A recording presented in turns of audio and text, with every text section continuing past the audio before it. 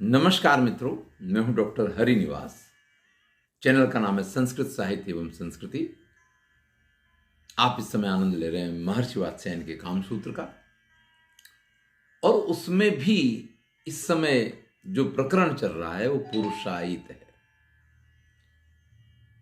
अब तो पुरुषायित की वीडियो आप देख चुके तो आपको पता है कि पुरुषायित क्या है।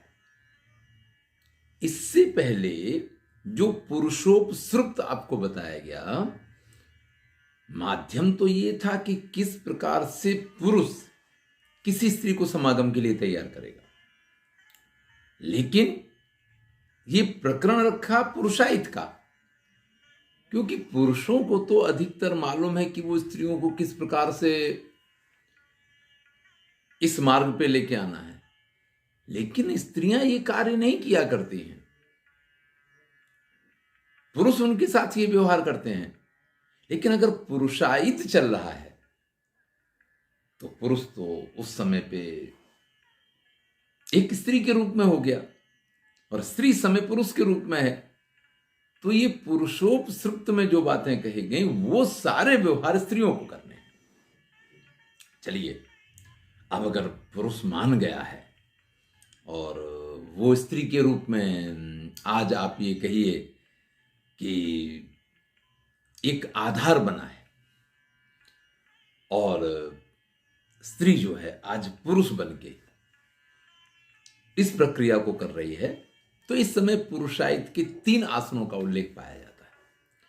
पुरुषायिते तु संदंसो भ्रमरकः प्रेंखोलित इति अधिकानि। संदंस, भ्रमरक और प्रेंखोलित, ये 3 आसन कहे हैं। अब संदंसक क्या है कि वाड़वेन लिंगम अवगृह्य निष्कर्षन्त्या पीड़यन्ता वा चिरावस्थानम संदंशः। जब एक स्त्री लिंग को अपने अंदर लेकर के और वड़वा यानी घोड़ी की तरीके से एक प्रकार से जब तक वो निचुड़ ना जाए तब तक उसको पकड़ के रखती है। अब यहां आप ये ना समझें कि स्खलन पर्यंत ऐसे ही बैठी रहे, लेकिन एक लंबे समय तक जब वो अपने अंदर लिंग को जकड़ के रखती है तो इसको संदंस कहा गया है। पहले भी जो बड़वासन की बात आई थी उसमें भी इस चीज का उल्लेख था। उस समय पुरुष ऊपर था और स्त्री नीचे थी, लेकिन स्त्री अगर ऊपर है तो मैंने कहा कि वो अत्यधिक अंदर तक लिंग को प्राप्त कर सकती है, और उतने अंदर होने पे उसके लिए ये प्रक्रिया थोड़ी सरल हो जाएगी। तो ये संदंस आसन है। इसके बाद कहा युक्त यंत्रा चक्रवद भ्रमेदिति भ्रमरक आभ्यासिका। भाई भ्रमरक आसन है, लेकिन वो तो बड़े अभ्यास के बाद ही संभव है।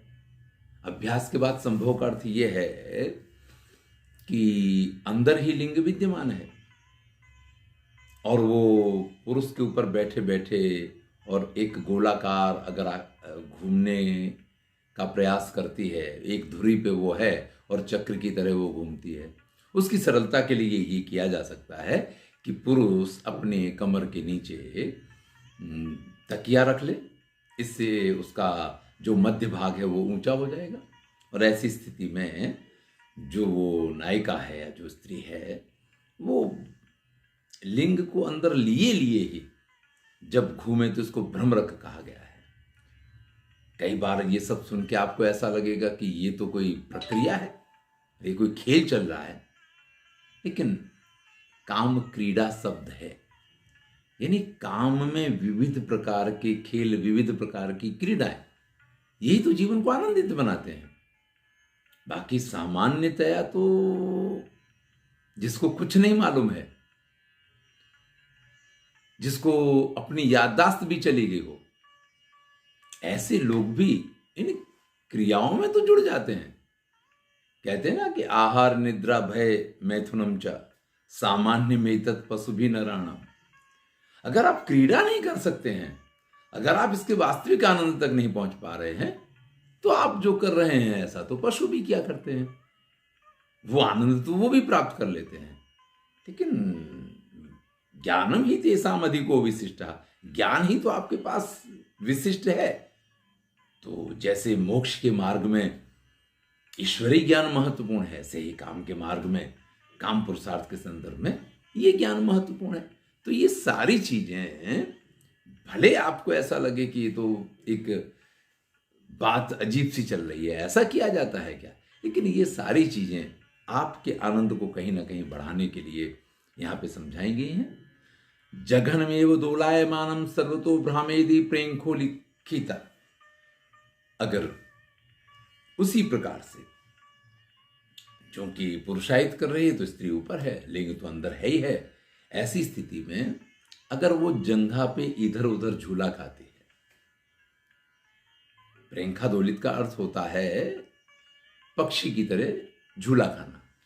तो अगर वो बैठी है और इधर उधर हिल रही है, इधर उधर डुल रही है, देखिए अंदर बाहर करने की जो प्रक्रिया है वो तो संभोग की क्रिया है, लेकिन इसके अतिरिक्त लिंग को अंदर रख करके ये जितनी भी प्रक्रियाएं की जाएंगी, ये तरह तरह की क्रीडाओं के अंतर्गत, जो 64 कलाएं हैं उनके अंतर्गत ये सारी चीजें आएंगी। तो अगर ऊपर बैठ करके और वो जकड़ के रखती है लिंग को, तो ये संदंश है। अगर वो गोल गोल घूमती तो भ्रमरक है, और अगर वो वहीं बैठ करके और हिल रही है, दाएं बाएं जंघाओं पे वजन दे रही है, तो ये प्रेंखो लिखित इस आसन को नाम दिया हुआ है। इस प्रक्रिया में रत, यानी पुरुषायित करते करते स्त्री संभोग की प्रक्रिया को आगे बढ़ा रही है, लेकिन ये स्वाभाविक है, वो पुरुष की तरह शक्तिशाली नहीं है, इस प्रकार के संभोग के लिए उसकी आदत भी नहीं है। तो वो अगर थक जाती है, युक्ति यंत्र ललाटे ललाट निधाय विश्रामित, तो ऐसे ही लिंग को अंदर रखे, पुरुष के मस्तक पे अपना मस्तक रखे, उसकी छाती पे अपनी छाती रखे, और वो विश्राम करे।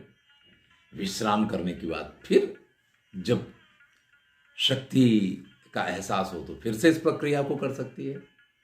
लेकिन ये प्रक्रिया पराकाष्ठा तक, स्खलन तक अगर वो नहीं ले जा सकती है, तो विश्रांतायाम च पुरुषस्य पुनरावर्तनम, तो उसको आराम देने के लिए पुरुष पुनः अपने एक्टिव रोल में आ जाएगा, और फिर से स्त्री को उसके पैसिव रोल में लेकर के और इस प्रक्रिया को पूरा किया जा सकता है।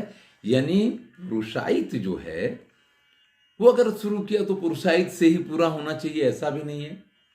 ये संभोग का एक ऐसा काल है जो आपके आनंद को अत्यधिक बढ़ा सकता है, जिससे स्त्री के भावों को जाना जा सकता है, जिससे स्त्री की इच्छा अनिच्छा, उसको क्या अच्छा लगता है, क्या बुरा लगता है, कौन सी चीजें ऐसी हैं जो उसको अधिक प्रोत्साहित करती हैं, उन सब चीजों को बहुत अच्छी तरीके से जाना जा सकता है। इसीलिए मैंने पिछले वीडियो में कहा भी था कि प्रत्येक संभोग के समय अगर संभव है, जब तक कि स्त्री में ये क्षमता है या वो ऐसी किसी परिस्थिति में नहीं है कि वो पुरुषायित ना कर पाए, तब तक जो है इसका प्रयोग हर संभोग के समय किया जा सकता है। इससे स्त्री को भी एक स्वातंत्र्य मिलता है, एक अभिव्यक्ति का एक उसको आधार मिलता है।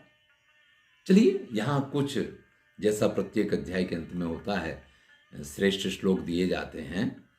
वैसे किसी से कहेंगे ये श्रेष्ठ श्लोक हैं तो उसको लगेगा कि ये, लेकिन काम शास्त्र के लिए बड़े महत्वपूर्ण हैं। भवन्ति चात्र श्लोका, यहाँ कुछ प्रच्छादित स्वभावापि गूढ़ाकारापि कामिनी विवृणोत्येव भावम स्वम रागाद उपरिवर्तिनी।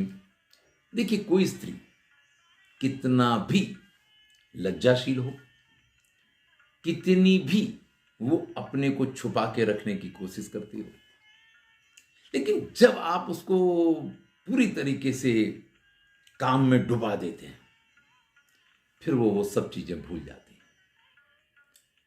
जब तक एक्टिव रोल में वो नहीं आती है, तब तक कई बार वो अपनी भावनाओं को अभिव्यक्त नहीं कर पाती है। लेकिन अगर आपने उसको एक्टिव रोल दे दिया है, फिर राग में डूबी हुई वो जो है ना, विवृणोत्येव भावम स्वम, अपने एक एक भाव को ऐसे प्रकट करती है कि कुछ भी छुपा नहीं रह जाता है। मैंने कहा कि अगर कभी आपने उसके सामने कुछ इस प्रकार के शब्दों का प्रयोग किया होगा, तो जब पुरुषायत वो करेगी ना, तो उन शब्दों का भी प्रयोग करेगी। आपने अगर प्रणहन, मारने का या कोई अन्य प्रयोग भी किए होंगे, तो वो सब कुछ आज उसको करने का मौका मिलता है। यथा शीला भवेन नारी यथा च रतिलालसा तस्या एव विशिष्टाभि तत्सर्वम उपलक्षयेत। अब ये उसका जैसा स्वभाव है, यथा शीला, जिस प्रकार का उसका आचरण, यथा च रतिलालसा, और जैसी उसकी कामेच्छा, जब वो एक्टिव नहीं है तब तो ठीक है, नीचे दबी हुई है, आप जैसे कर रहे हैं वैसे आप कर रहे हैं। और कई बार तो बहुतों की तो आप ये मान लीजिए जन्म निकल जाते हैं। जन्म का तात्पर्य एक पूरा काल व्यतीत हो जाए तो उसको जन्म बीत जाना कहते हैं। जन्म का अर्थ मृत्यु के बाद पुनः जन्म लेने तक नहीं होता है, इसकी चर्चा फिर कभी करेंगे। तो आप ये मान लीजिए कि एक पूरा जन्म ही गुजर जाए और तब तक उसको जो वास्तविक सुख है, जो वास्तविक आनंद है, वो शायद कुछ विशिष्ट आनंद को और उसी को श्रेष्ठ आनंद मान करके और उसी में खोई रहती है। जब ऐसा कुछ होता है तब उसकी वास्तविकता का पता आपको लगता है और सारी वास्तविकता का ज्ञान भी उसको होता है। तस्या एव विचेष्टा भी तत्सर्वम उपलक्षयेत। और जब पुरुषायत में वो अपने भावों को पूरी तरीके से अभिव्यक्त करती है, तब आप उसकी असलियत को, उसके वास्तविक स्वरूप को, उसकी वास्तविक जो भी विशेषताएं हैं उनको जान पाते हैं। किसके लिए इसका निषेध है, यानी पुरुषायत कौन कौन स्त्री नहीं कर सकती है। न त्वेवार्तो न प्रसूताम न मृगीम न च गर्भिणीम नाथ चाति व्यायताम नारीम योजयित पुरुषायते। भाई इन लोगों से पुरुषायत नहीं करवाना, इन स्त्रियों से पुरुषायत नहीं करवाना चाहिए। सबसे पहले तो जो ऋतु में हो, रजस्वला हो। अब वैसे तो आप कहेंगे कि रजस्वला होने पे तो संबंध का निषेध है, कि संभोग हो ही नहीं सकता है। हाँ जी, शास्त्रों में तो बिल्कुल इसका निषेध है, लेकिन न तो पुरुष मानता न स्त्री मानती है। 5 दिन तक एक दूसरे से अलग, अरे ये कैसे संभव है। आजकल तो एक नई प्रक्रिया शुरू हुई है, क्योंकि अब ये मालूम पड़ गया कि ये काल ऐसा होता है कि जिस काल में कभी भी कोई भी स्त्री गर्भवती नहीं हो सकती है। तो लोग इसको अवसर के रूप में देखते हैं कि इन 5 दिन तो आप कैसे भी संभोग कर लो, ना किसी संतति निरोधक, आप चाहे उसको कंडोम कहें या उसको और जो भी नाम दे लें, तरह तरह के एक साधन उपलब्ध हैं, आपको किसी के उपयोग की आवश्यकता ही नहीं है, क्योंकि ये समय बिल्कुल निश्चिंतता का समय है। हमें मैनेज खाली एक ही चीज को करना है, जो रक्तस्राव हो रहा है। जिन स्त्रियों को इस काल में शारीरिक पीड़ाएं, पेढ़े में दर्द, कमर में दर्द, अन्य शारीरिक दर्द होते हैं, उनके लिए कुछ समस्या वाला ये हो सकता है कार्य। लेकिन आज जब इस प्रकार के एडवर्टाइजमेंट आ रहे हैं, आज जब इस प्रकार की बातें आ रही हैं कि हम किसी से कम नहीं, और उस काल को क्यों हम इस तरीके से माने कि ये कोई हमारे लिए दुष्स्वप्न जैसा काल है, या हमारे जीवन का ये कठिन समय है, या महीने का ये कठिन समय है, हम क्यों इस प्रकार से माने इसको। तो फिर भैया ये स्वभाव भी आता है कि तो हम क्यों ऐसा माने कि इस काल में संभोग संभव नहीं है। और ये आज नहीं, ये पहले भी था, जब ये नहीं था तब भी ऐसा हुआ करता था।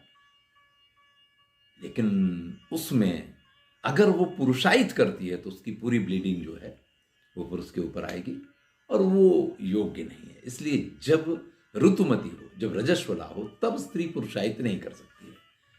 प्रसूता, जिसने अभी बालक को जन्म दिया हो, अब वो संभोग के लिए तो तत्पर हो जाती है।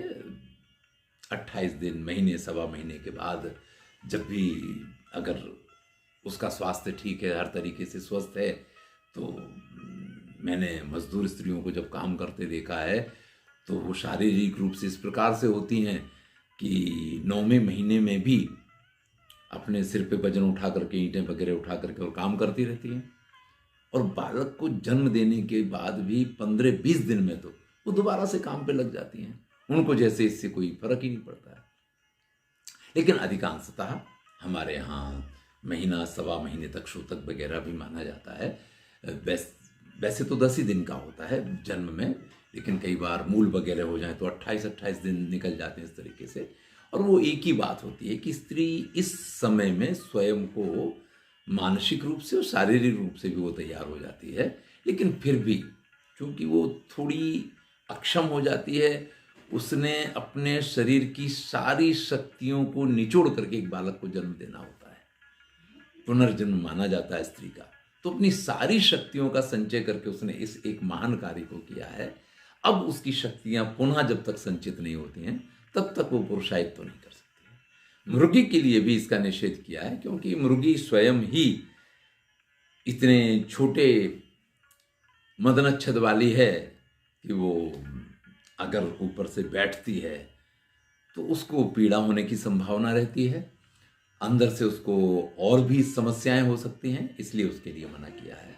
नच गर्भिणी, अब जो गर्भवती स्त्रियां होती हैं उनके संदर्भ में तो शास्त्रों में नियम विधान है ही हैं।